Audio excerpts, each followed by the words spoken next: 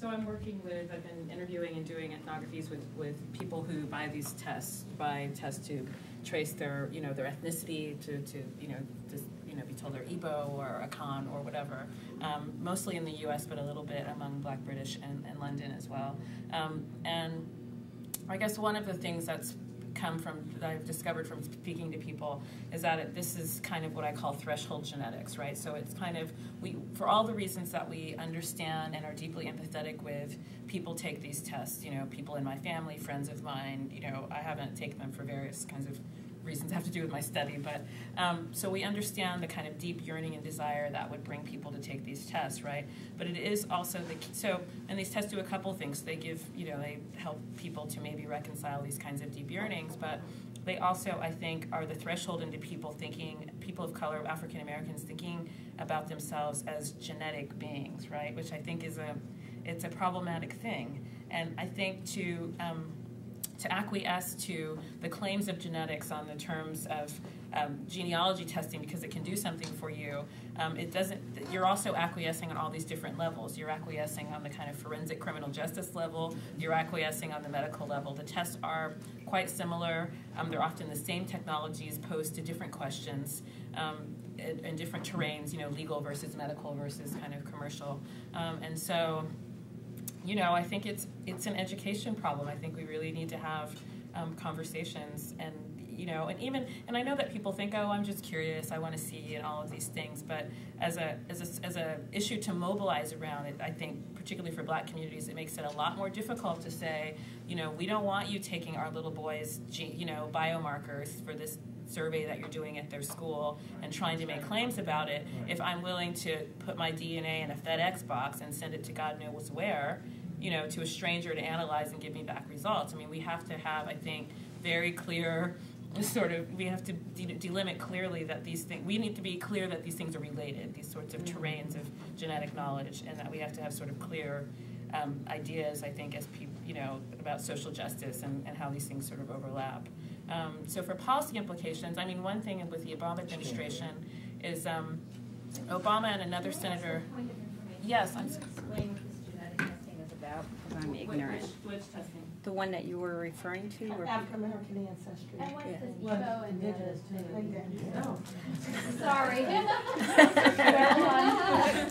Well, okay, so there are types of genetic testing that can that you can test either mitochondrial DNA, which is matrilineage, or Y chromosome DNA, which is patrilineage. Anybody can do them. There's lots of companies. So Brian Sykes, who's a geneticist at Cambridge, has a company called Oxford Ancestry, and he, those tests are used to link people to, the Norse, the Celts. Different tests have different kind of different companies have different proprietary genetic databases that say they can link you to different things. So among African Americans, this company African Ancestry in the United States is quite popular and common, and it can link you, the result of the test is to give you an ethnicity. So Igbo is a West African ethnicity, Akan is Ghanaian West African ethnicity. So it's returning to, there's various theories in the social science literature, Orlando Patterson, Michael Gomez, these people about sort of how, race came as a result of the loss of ethnicity, right? So these tests offer this kind of this promise of restoring ethnicity to Black people for the first time in, hundreds of years. So the allure of them is obvious, and I wouldn't suggest that people not do them. I just think that we should be very clear about, given the history of race and science, race and eugenics, race and medicine, about what assenting to that test actually means. So that's your point about Obama then. Oh, Obama. So he and another senator whose name I'm forgetting in 2005 or 6 first put forward a bill called the Personal Genomics Act, which didn't go anywhere the first time around, and then it was reintroduced maybe a year ago. So it's still circulating around. It's something that he cares about. It's more like a kind of patient's bill of, well, it's not exactly a patient's bill of rights. It's really just particularly the commercial genetic testing that don't happen in the medical realm. So any medical genetic testing comes with all the bioethical protocols, all the kind of regulatory standards and these sorts of things. But all of this kind of loosey-goosey, 23andMe, Gnome, African Ancestry, these kind of lifestyle tests that tell you whether or not you've got, characteristics that might predispose you to dying early, or there's various kinds of these kind of lifestyle genetics.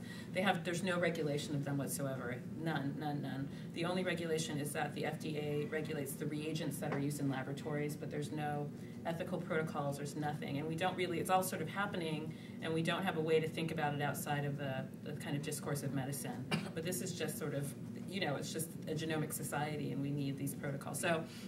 Anyways, it's something that the president cares about. I mean, it's something he's been working on for years, and I think there's certain, it suggests that there's room to sort of really make some important kind of headway regarding sort of genetic issues and discrimination. There's a lot about genetic discrimination in this act as well.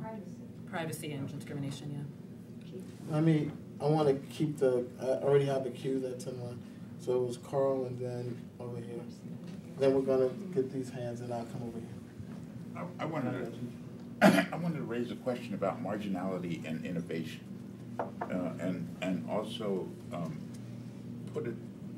ask a question about it in a positive context. To the extent, there's an assumption, for example, that all these people who are isolated need to somehow. I'm not saying it's a bad assumption, but the main discourse is how to get them to get access to the sort of dominant paradigm. And it seems to me there's a lot of interesting evidence about how innovation happens from the place of marginality.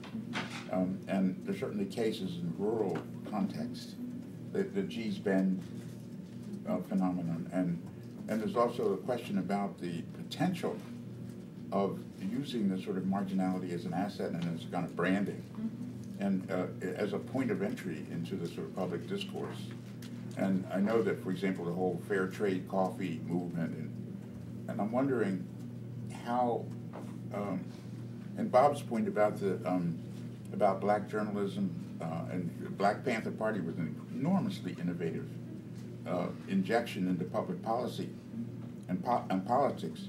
So I'm wondering how you think about issues of technology, communication, and the relationship between innovation and branding, innovation and marginality.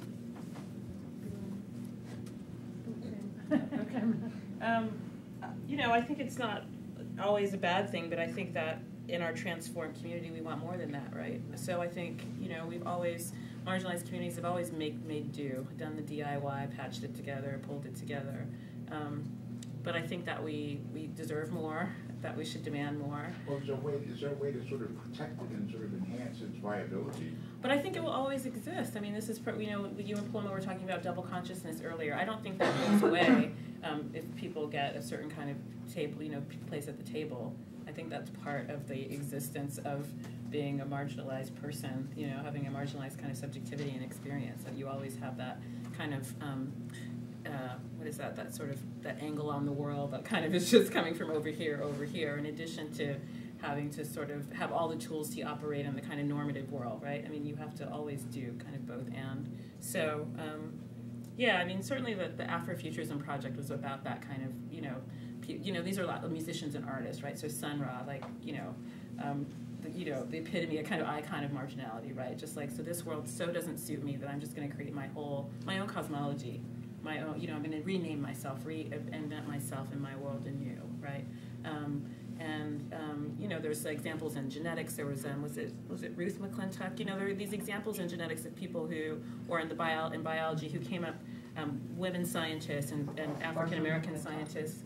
Barbara McClintock, who just came up with different kind of theories about how biological systems work that had everything to do with their kind of subject positions in society, right? That were, I think sort of marginality can, certainly produce a different kind of innovation, but I also think, in our transformed community, we should want more, that and other stuff too,